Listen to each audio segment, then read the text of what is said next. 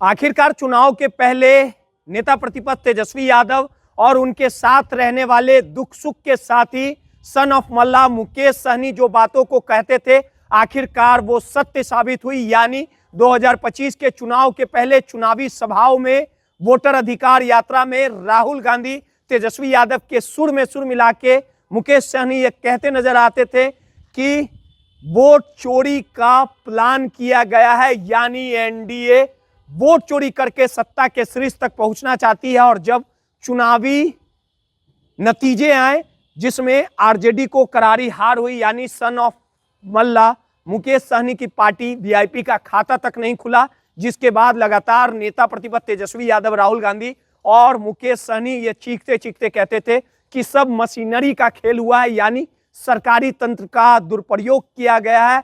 चुनाव आयोग की निष्पक्षता पर सवाल उठाते थे।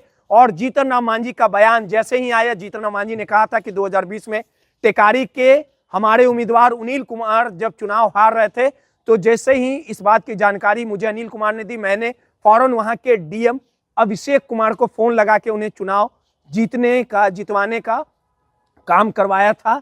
यानी सेटिंग के तहत अनिल कुमार को 2020 में चुनाव जिताया गया था। ये तमाम वक्तव्य जीतन राम मांझी के थे। और जैसे ही ये सार्वजनिक मंच से विगत कुछ दिनों पूर्व जीतन राम मांझी ने बयान दिया था और ये बयान जैसे ही वायरल हुआ, आखिरकार मुकेश सहनी, तेजस्वी और कांग्रेस के तमाम जो बड़े नेता हैं, उन्होंने साफ तौर पे कहा कि कैसे 2020-25 जीता गया, कैसे एनडीए सत्ता के शीर्ष तक पहुंची, इसका खुले तौर पे सबूत जीतन राम मांझी के वक्तव्य हैं। जब इस पूरे प्रकरण पर जीतन राम मांझी से बयान लिया गया तो जीतन राम मांझी बचते नजर आए थे, यानी अपने बयानों से यू टर्न ले लिए। लेकिन अब कहीं ना कहीं मुकेश सहनी ने मीडिया के सामने आए हैं और साफ तौर पे कहा है कि ये वही लोग हैं जिनकी नीति और नियत, चाल चरित्र, चेहरा सब कुछ सामने आ गया है। खबरदार, हम अपने हक की लड़ाई लड़ेंगे। यानी खुले तौर पे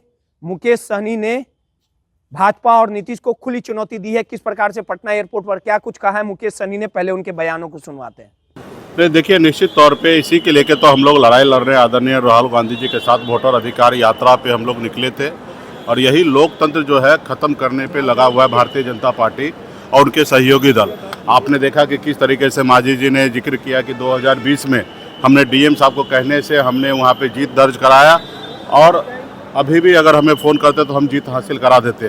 तो इसी के लिए हम लोग लड़ाई लड़ रहे हैं कि भाई बाबा साहब भीमराव अम्बेडकर ने इस देश में लोकतंत्र में गरीब जनता सभी को वोट गिराने का अधिकार दिया है और उन्होंने सुनिश्चित किया कि 5 साल नेता काम करे, अगर 5 साल में अच्छे काम नहीं करेंगे तो सबको बदलने का अवसर जनता के हाथ में था, जनता मालिक था। लेकिन इन्होंने भारतीय जनता पार्टी, आप देखिए किस तरीके से बिहार में एन टाइम पे योजना ला के हर किसी के खाते में 10-10 हज़ार रुपया दे देना, 20,000 करोड़ रुपया खर्च कर देना और बिहार में जनादेश अपने पक्ष में कर लेना।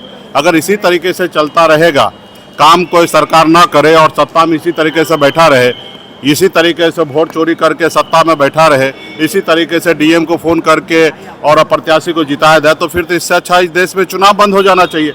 अभी हम लोगों को ज़्यादा सोचने की आवश्यकता नहीं है। अभी ज़्यादा बिहार और देश की जनता को सोचने की आवश्यकता है कि देश में लोकतंत्र रहे या ना रहे।